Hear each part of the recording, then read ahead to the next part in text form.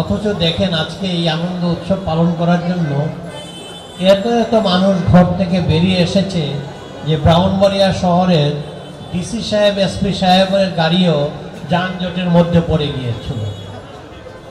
তো চিন্তা করেন আপনারা, মানুষ এত স্বতঃস্ফূর্ততার সাথে বেরিয়ে আসে ঘর থেকে, তারপরেও এটার বিরুদ্ধে বলার জন্য কিছু কি বলবো, কিছু দুষ্ট প্রকৃতির লোক এটার বিরুদ্ধে বলার চেষ্টা করে।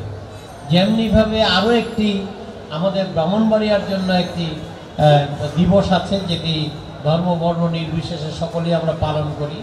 সেটা হলো যে কোনো দিন যখন আমরা নৌকা বাইচ করি, নৌকা বাইচের দিন নৌকা বাইচকেও তারা বিভিন্নভাবে এই ধর্মান্ধরা, এই ধর্মান্ধও বলবো না, কারণ তারা ধর্মের কিছুই জানে না। আমি একেবারে চ্যালেঞ্জ দিয়ে বলতে পারি, যারা এই বৈশাখী উৎসবের বিরুদ্ধে বলে, যারা নববর্ষ পালনের বিরুদ্ধে বলে, যারা শহীদ মিনারে যাওয়ার বিরুদ্ধে বলে, যারা বঙ্গবন্ধুর প্রতিকৃতিতে মাল্যদানের বিরুদ্ধে বলে, আমি চ্যালেঞ্জ দিয়ে বলতে পারি তারা ইসলামের কিছুই জানে না। তারা জানেই না কোরআন শরীফেও কিন্তু আপনার এই যে কি বলে ভাস্কর্যের কথা বলা আছে। হযরত সুলাইমান নামে একজন নবী ছিলেন, আপনারা যদি নাম শুনে থাকেন, হযরত সুলাইমান আলাইহিস সালাম, তিনি তার সম্পর্কে কোরআন শরীফে বলা হয়েছে যে তিনি অর্ডার দিয়ে বড় বড় পেয়ালা, বড় বড় ঘর বাড়ি, বড় বড় মানে বস্তু উনি তৈরি করতেন। তার মানে ভাস্কর্য তখনও ছিল আর কি। এবং এই ভাস্কর্য যখন কোরআন শরীফে নিষেধাজ্ঞা না করে উল্লেখ করা হয়েছে, তখন এইটার যে আপনার পক্ষে অনুমোদন, এটা আমরা ধরে নিতে পারি। তো যাই হোক, এই সমস্ত লোকেরা আসলে অর্ধশিক্ষিত অথবা বর্বর। এরা ধর্ম সম্পর্কেও জানে না, এরা জাতিগোষ্ঠীর ইতিহাস এবং ঐতিহ্য সম্পর্কেও জানে না। এরা সকলেই আপনাকে এমন এক কথা বলবে যে ঐতিহ্যের সাথে আপনার কোনো সম্পর্ক নেই। যাই হোক, আজকের দিনেও অনেক সতর্কতা আমাদের জেলা প্রশাসন, আমাদের পুলিশ প্রশাসন গ্রহণ করেছেন, যাতে কোনো বিশৃঙ্খলা না হয়। কারণ আনফর্চুনেটলি, খুবই দুর্ভাগ্যজনকভাবে ব্রাহ্মণবাড়িয়ার নাম শুনলেই মানুষ মনে করে এখানে ধর্মান্ধরা বোধহয় সামনে এগিয়ে এসে নানান রকমের বিশৃঙ্খলা সৃষ্টি করতে চায়। এই অপবাদের হাত থেকে তো আমরা বেরিয়ে এসেছি, বেরিয়ে আসি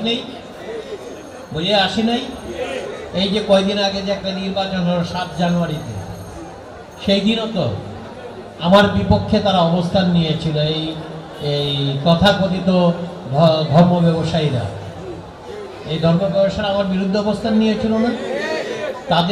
তাদের কাছে মদ হারাম না, তাদের কাছে মদের ব্যবসা হারাম না, তাদের কাছে মদের পয়সা হারাম না। মদের পয়সা দিয়ে তারা মসজিদ করতে পারে, মদের পয়সা দিয়ে তারা মাদ্রাসা করতে পারে। কিন্তু আমরা যখন ভালো কথা বলি, বঙ্গবন্ধু যখন মদকে নিষেধ করেন, বঙ্গবন্ধু যখন জুয়াকে নিষেধ করে দিয়ে আইন করেন 72 সালে, তখন সেটা তাদের কাছে ভালো লাগে না। তো যাই হোক, আমি তাদের সম্পর্কে বলতে চাই না। আমি বলবো, আপনাদেরকে আমি নিশ্চয়তা দিতে পারি যারা মুসলমান আছেন এখানে, তাদেরকে, যে আপনারা এই নববর্ষের মধ্যে ধর্ম বিরোধী কিছুই নেই।